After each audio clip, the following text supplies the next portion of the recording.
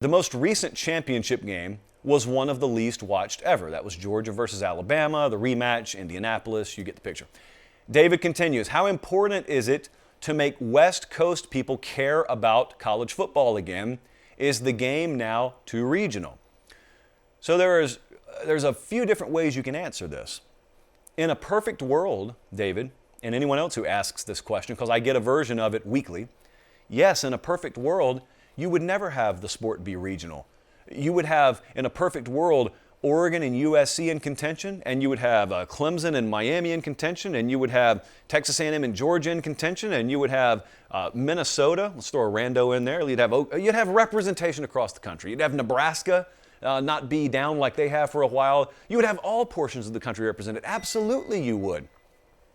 But here's what that would include. That would include proper decision making, therefore proper hires, proper high-level investment, sound development and recruiting practices, and building those programs to sustain at a high level. If all that happened, I'd love it, because that's the perfect world. But David, as you know, this is no fairy tale world. Kind of like they said in Shawshank, prison's no fairy tale world, neither is college football. So sometimes you don't have the best of decisions being made. Sometimes you do have disproportionate passion and investment in one region relative to other regions, and therefore you get a disproportionate outcome. Now you can interpret that one of two ways. You can either say they need to do better, or you can look at it and say we need to reverse engineer the entire structure of college football to try and inject equality into this thing, equality of outcomes here. We want representation across the board in the playoff. I've never been a believer in the latter. I am a wholehearted believer in the former. The reason why I believe in that is because you can talk about the South having a stranglehold on college football all you want to. The South hasn't had a stranglehold on college football. Some programs in the South have. Because if you look at the University of Tennessee right now, what does that SEC sticker on the side of their helmet mean over the last decade? Because I'm told that the sport has been tilted in favor of the SEC just for the sake of being the SEC. Well, that's not the case.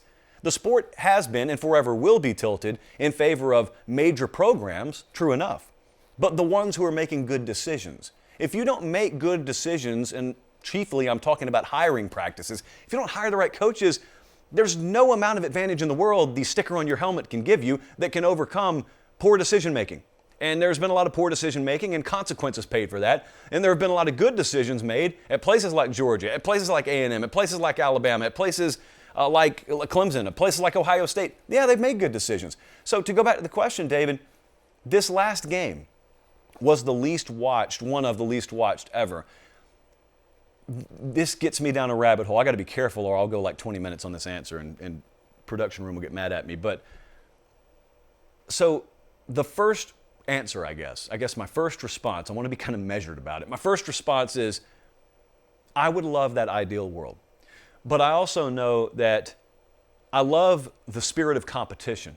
This is not, Vince McMahon's WWE. If it was, then we could script this how we want to.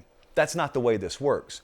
The price you pay for pure competition is sometimes you don't get the outcomes you want. It doesn't always work out like a perfect story arc of a movie. Everyone in this building agrees that Almost Famous is one of the best movies ever made. And it's a beautiful story arc. Well, this is not Almost Famous. This is the real world, and it's real world competition. So sometimes you let that competitive market play out, and some people survive and some people fail. I'd love to see Oregon there every year. I'd love to see Washington. I'd love to see the Arizona schools. I'd love to see USC. Yeah, I'd love to see all of them. But I also can't, when they're not holding up their end of the deal, reshape the sport to make up for their shortcomings. I can't do that. Second thing is, because of that, we got the outcome we had this year.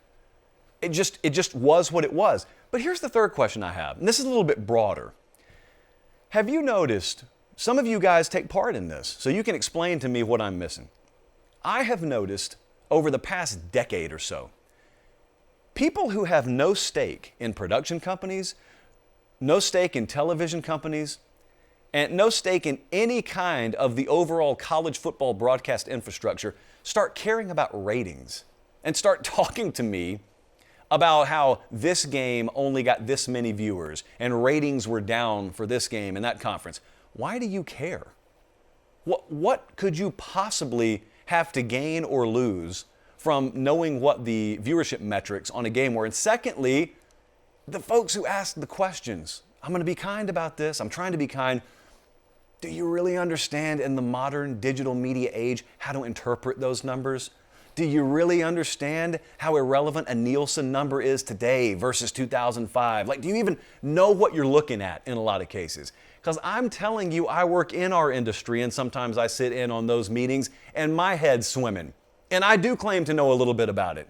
And so a lot of times you're just flat out being misled, but let's take it for what it is on the surface, even if you're not being misled. Why do you care?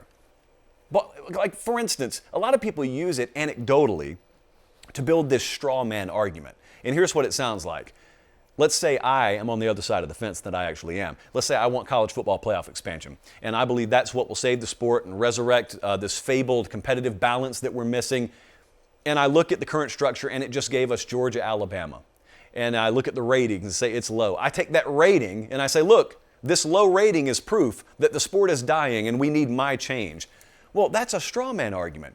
Because the fact of the matter is, you'll have to see this to believe it, I know, but the fact of the matter is, your expanded format, truth be told, will yield an even higher percentage chance of those sorts of outcomes.